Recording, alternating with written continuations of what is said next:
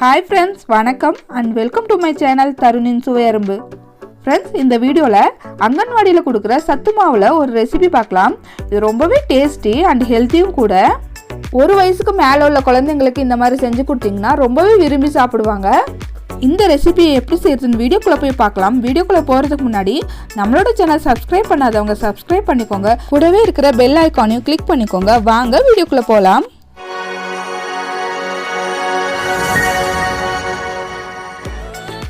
ஒரு மிக்ஸி ஜாரில் ஒரு வாழைப்பழத்தை கட் பண்ணி ஆட் பண்ணிக்கிறேன்.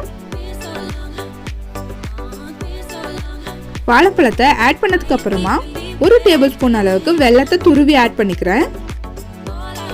இது கூடவே வாசனைக்காக ஒரே ஒரு ஏலக்காய் ஆட் பண்ணிக்கிறேன். ஆட் பண்ணிட்டு நல்லா பேஸ்ட்டாக அரைச்சி எடுத்துக்கலாம். அங்கன்வாடியில் கொடுக்குற சத்து மாவு பார்த்தீங்கன்னா ரொம்பவே சக்தி. இதில் கஞ்சியாவோ உருண்டையாவோ செஞ்சு சாப்பிடுவாங்க. பட் இந்த மாதிரி டிஃப்ரெண்ட்டாக பேன் கேக்காக செஞ்சு தரும்போது குழந்தைங்க ரொம்ப விரும்பி சாப்பிடுவாங்க. இந்த சத்து மாவில் பார்த்தீங்கன்னா குழந்தைங்களோட மூளை வளர்ச்சிக்கு தேவையான அனைத்து விதமான சத்துக்களும் வைட்டமின்களும் இருக்குது.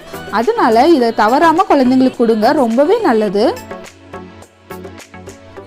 ஒரு கப் அளவுக்கு சத்து மாவு எடுத்திருக்கேன். இதை ஒரு சட்னி வச்சு சளிச்சுக்கலாம். சத்து மாவில் பார்த்தீங்கன்னா இனிப்புக்காக நாட்டு சக்கரை ஆட் பண்ணியிருப்பாங்க. அதுதாங்க இங்கே டாட்டாக இருக்குது. சத்து மாவை நல்லா சளிச்சதுக்கு அப்புறமா 1/4 கப் அளவுக்கு பால் ஆட் பண்ணிக்கிறேன். இது காய்ச்சின பால். பால் ஆட் பண்ணதும் அரைச்சி வச்ச வாழைப்பழ பேஸ்ட்டை இது கூட ஆட் பண்ணிக்கிறேன்.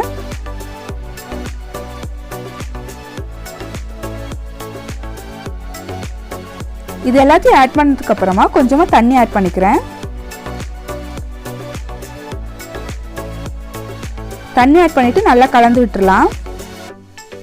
இது கூடவே ஒரு பிஞ்ச் அளவுக்கு உப்பு ஆட் பண்ணிக்கிறேன். ஒரு பிஞ்ச் அளவுக்கு ஆப்ப சோடா ஆட் பண்ணிக்கிறேன். இதெல்லாம் ஆட் பண்ணிட்டு நல்லா கலந்து விட்டுறலாம்.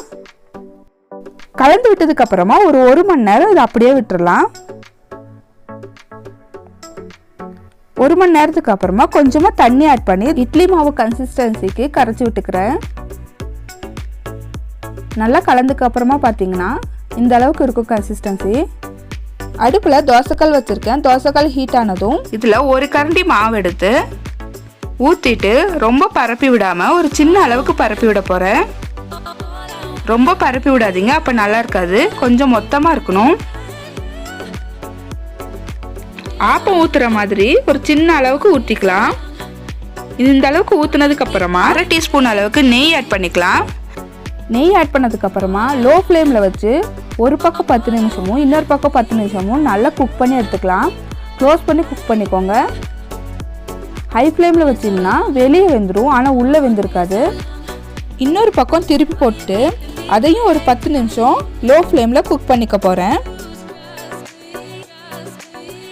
10 நிமிஷம் நல்லா குக் ஆயிருச்சு. இது இப்போ ரெடி ஆயிடுச்சுங்க. சின்ன குழந்தைங்களுக்கு கொடுக்கும்போது இது குட்டி குட்டியாக செஞ்சு கொடுத்தீங்கன்னா ரொம்பவே விரும்பி சாப்பிடுவாங்க. இந்த மாதிரி குட்டி குட்டியாக தோசைக்கல்லில் ஊற்றிட்டு இதையும் அதே போல் 20 நிமிஷம் லோ ஃப்ளேமில் வச்சு நல்லா குக் பண்ணி எடுத்துக்கலாம். நெய் ஆட் பண்ணிக்கோங்க. நெய் குழந்தைங்களுக்கு ரொம்பவே நல்லது. அதுவும் இல்லாமல் ரொம்ப டேஸ்டியாகவும் இருக்கும்.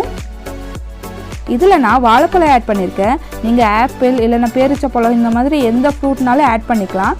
அது குழந்தைங்களுக்கு ரொம்பவே நல்லது. 10 நிமிஷம் ஆயிடுச்சு. நான் இப்போ திருப்பி போட்டுக்கிறேன். அவ்வளோதாங்க, சூப்பராக ரெடி ஆயிடுச்சு. இது குழந்தைங்களுக்கு நீங்கள் கொடுத்தீங்கன்னா ரொம்ப விரும்பி சாப்பிடுவாங்க. அவ்வளோ சாஃப்டாக இருக்கும், ரொம்ப டேஸ்டியாக இருக்கும். குழந்தைங்களுக்கு இது ரொம்பவே நல்லது. சத்து மாவு, வாழைப்பழம், பால், நெய் இந்த மாதிரி ரொம்பவே சத்தான விஷயம் ஆட் பண்ணியிருக்கனால குழந்தைங்களுக்கு ரொம்பவே நல்லது. ப்ரெக்னெண்ட்டாக இருக்கிறவங்க கூட சாப்பிட்லாம், அவ்வளோ டேஸ்டியாக இருக்கும். பால் கொடுக்குறவங்க கூட இது சாப்பிட்லாம், ரொம்பவே நல்லது உடம்புக்கு. சத்து மாவு வீட்டில் இருந்தால் இந்த மாதிரி செஞ்சு சாப்பிடுங்க. ரொம்ப டேஸ்டியாகவும் இருக்கும், அதோட ஹெல்த்தியும் கூட. ஓகே ஃப்ரெண்ட்ஸ், என்னோட சேனல் உங்களுக்கு பிடிச்சிருந்துச்சுன்னா லைக் பண்ணுங்கள், ஷேர் பண்ணுங்கள், சப்ஸ்கிரைப் பண்ணுங்கள். கூடவே இருக்கிற பெல் ஐக்கானையும் கிளிக் பண்ணிக்கோங்க.